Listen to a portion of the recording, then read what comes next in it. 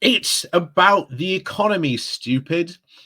This is probably one of the oldest, probably more recent political sayings there even ever was. Indeed, I think it was Bill Clinton's presidential election, I believe, where that phrase was first uttered. And bring us obviously back to 2016. Um, that phrase was still uttered. The economic argument for Brexit never existed because the Brexiteers did not want to talk about the economic argument. Instead, they just said, "Oh, it's going to be wonderful. It's going to be fantastic. We're going to be trading with all these wonderful trading partners that we've got." Not telling, again, the British public honestly about what trading actually meant. And trust me, we are going to very quickly find out what this actually means. Again, the Australian trade deal, still very little news actually is still getting out about the Australian trade deal. But again, I think that's because a lot of economists are, again, on their Christmas break and haven't had time to really digest what this trade deal really truly means for the country. We know it's not going to affect our economy. Well, it is going to affect the economy, but it's barely going to affect the economy. Remember, it's, again, according to the official figures, it's 0.08%. That's nothing when it comes to GDP. And we've got even more worrying things to worry about because a lot of economists are now saying that Britain's economy might go back to the 1970s. There was something called stagflation. And this is something that we are going to have to very, very much worry about because this will, again, be a consequence of Brexit, despite how the Brexiteers, the Conservatives, will say it's not. So, as always, thank you to all those people who do support the channel. Like I say, please do remember to click that like, share, and subscribe button. And of course, down below there is a link to my Patreon page and an automation link called Buy Me Coffee, where you can, well, buy me coffee. And as always, thank you very much to all those people who do support the channel that way, as well as the YouTube memberships that are open as well. So, on with today's article on this. So, this comes from CNN Business with the title of Britain's Nightmare Economy of the 1970s May Be Making a Comeback. Talk of stagflation has been brewing for months. Now that toxic combination of stagnant economic growth with high inflation appears to have arrived in the United Kingdom. UK consumer price inflation has surged by 5.1% in November, its highest level for more than a decade.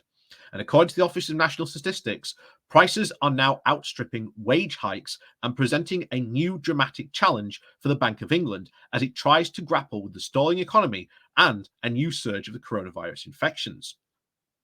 November's CIP reading was pretty much stronger, with a 4.7% the economists had expected, and the highest since September of 2011.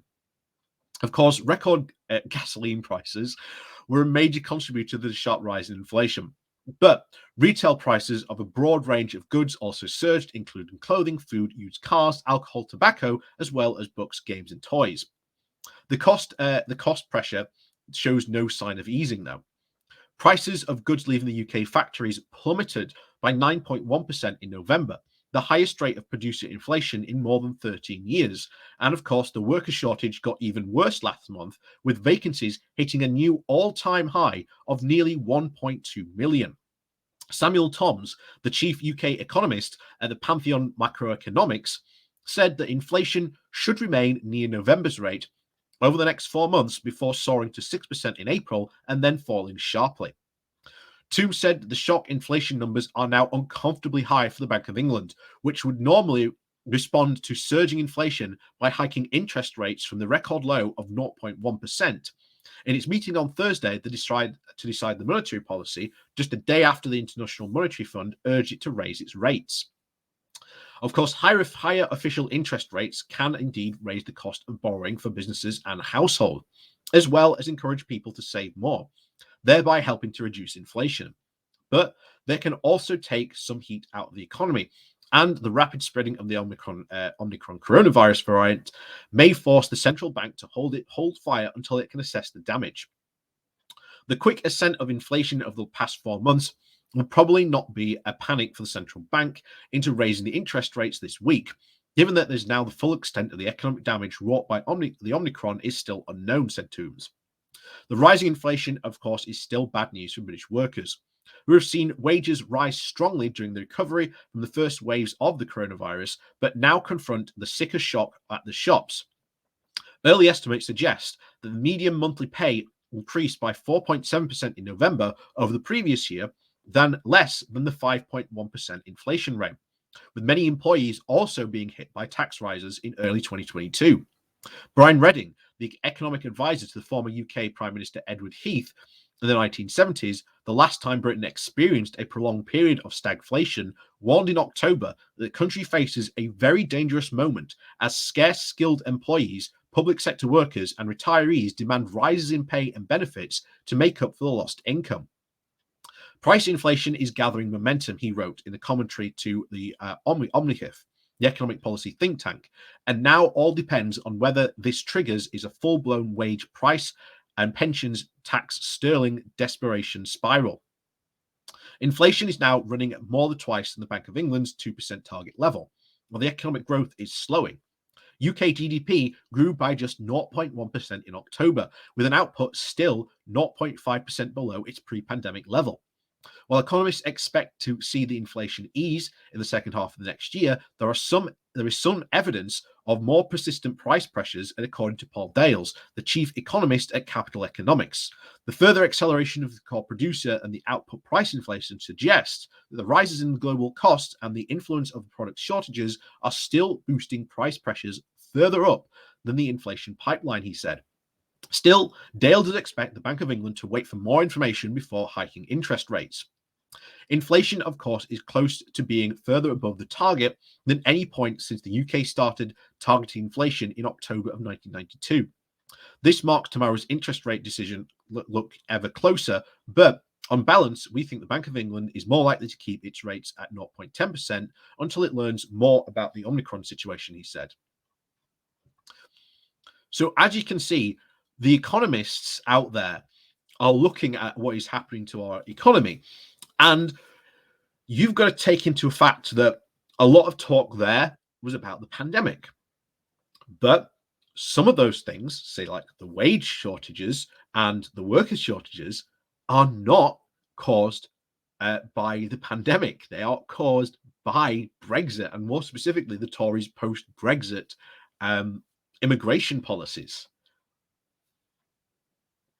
And we could be entering a very, very worrying period. Like I say, this is something that we're going to have to keep an eye on, but it almost certainly could seem that if by halfway through next year the inflation still hasn't gone down, we could be entering a very worrying period where, even though many people have, again, just experienced a very good wage boost, it's now being eaten away by the rise in inflation. This does mark a very serious point, and the fact that you have former financial advisors to the Prime Minister back in the 1970s saying you need to worry about this,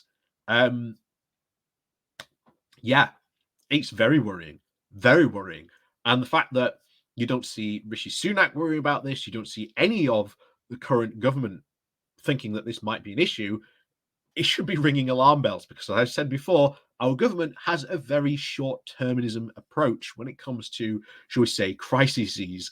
They only act on a crisis when it's happened, and by then, it may be very well too late to actually do anything properly effective about it.